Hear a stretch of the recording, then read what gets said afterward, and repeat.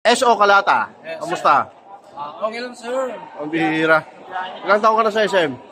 10 years, sir. 10 years. 10 years. 2013. Ah.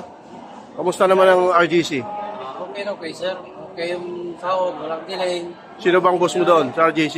Si Federesto. Talaga naman. Kamusta ka naman dito sa SM? Okay, sir. Tagal lang tayo sa SM. 10 years. 10 years. So, ano yung position mo kanina sa GTI?